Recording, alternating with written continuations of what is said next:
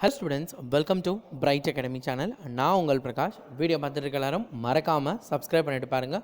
கூடவே உங்கள் ஃப்ரெண்ட்ஸ் எல்லாருக்கும் இந்த வீடியோவை மறக்காமல் ஷேர் பண்ணிவிடுங்க. பள்ளி திறப்பு குறித்து எந்த முடிவும் என்னால் எடுக்க முடியாது அப்படின்னு கல்வித்துறை அமைச்சர் சொல்லியிருக்கிறது ரொம்பவே ஒரு ஆச்சரியமான ஒரு விஷயமா இருக்குது. ஆனால் அவங்க எதனால் அப்படி சொல்லியிருக்காங்கன்ற காரணத்தையும் விளக்கம் தந்திருக்காங்க. பள்ளி திறப்பை நான் மட்டும் தனியாக முடிவெடுக்க முடியாது அப்படிங்கிற விஷயத்தை அவங்க சொல்லியிருக்காங்க. என்ன அப்படின்னா, இந்த கொரோனா தொற்று சூழ்நிலையிலும் பள்ளிகள் ரொம்ப நாளாக மூடியே இருக்க ஒரு காரணகட்டத்தில் எல்லா விஷயத்தையும் ஆலோசித்த பிறகு தான் முடிவெடுக்க முடியும்.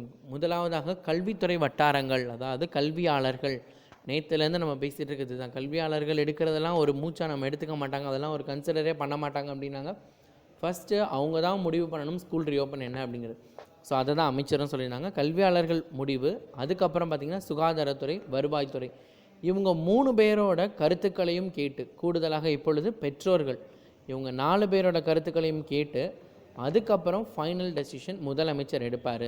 அதாவது கல்வித்துறை மட்டும் கிடையாது, கல்வித்துறையில் இருக்க கல்வியாளர்கள், வருவாய்த்துறை, அதுக்கப்புறம் சுகாதாரத்துறை, மேலும் பெற்றோர்கள். குறிப்பாக இந்த தடவை என்ன அப்படின்னா, பெற்றோர்களும் சேர்ந்து, இவங்க 3 பேரும் ப்ளஸ் பெற்றோரும் சேர்ந்து கலந்து ஆலோசித்த பிறகு தான் முதலமைச்சர் ஃபைனல் டெசிஷன் தான் எடுப்பாங்க. இவங்க எல்லோரும் என்ன சொல்கிறாங்களோ அதை கேட்டு அதுக்கு ஏற்ற மாதிரியான முடிவுகள் எடுப்பாங்க. அப்போ இவங்க என்ன சொல்கிறாங்களோ அதுதான் நடக்க போகுது. அப்போ இவங்க சொல்கிற விஷயங்கள் நம்மளுக்கு பொருந்தும் அப்படிங்கிறத நம்ம தெரிஞ்சுக்கணும்.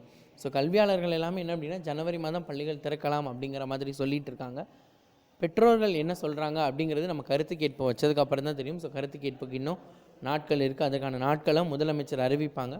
அதுக்கு முன்னாடி சுகாதாரத்துறைகளில் என்ன சொல்கிறாங்க அப்படிங்கிற விஷயங்கள் இருக்குது. என்ன மாதிரியான தற்காப்பு நடவடிக்கைகள் எடுத்ததுக்கப்புறம் நம்மளால் பாதுகாப்பாக இருக்க முடியும் அப்படிங்கிற விஷயங்கள் எல்லாத்தையுமே தெரிந்து கொண்டு பிறகு தான் பள்ளிகள் திறப்பாங்க. ஸோ இப்போ இந்த ஜனவரி மாதம் திறக்க போகிறாங்க அப்படின்னா அதுக்கான ஆலோசனைகள் எல்லாமே தீவிரமாக இந்த மாதங்களில் இப்போ வருகின்ற நாட்கள் மற்றும் இன்னிலேருந்து நடந்துக்கிட்டே இருக்குது அப்படிங்கிறதான் விஷயம். ஸோ எல்லாமே முடிஞ்சு ஃபைனலாக நம்மளுக்கு என்ன ரிசல்ட் அப்படிங்கிறது மோஸ்ட் ப்ராபப்ளி ஒரு 2-3 டேஸ்க்குள்ளே கிடைக்கும் அப்படின்னு நம்ம எக்ஸ்பெக்ட் பண்ணலாம். ஸோ முதலமைச்சர் அவர்களும் இந்த மாதத்தோட எண்டில் அடுத்த மாதம் ஊரடங்கு என்ன, அன்லாக் எப்படி இருக்கும் அப்படிங்கிற விஷயங்களை பற்றி சொல்கிறப்ப ஸ்கூல்ஸ் அண்ட் காலேஜ் ஆல்ரெடி திறந்துட்டாங்க, ஸ்கூல்ஸ் எப்படி இருக்கும் அப்படிங்கிற விஷயத்தை பற்றி பேசுவாங்க அப்படின்னு நம்ம எதிர்பார்த்துட்டே இருக்கலாம். So thank you students.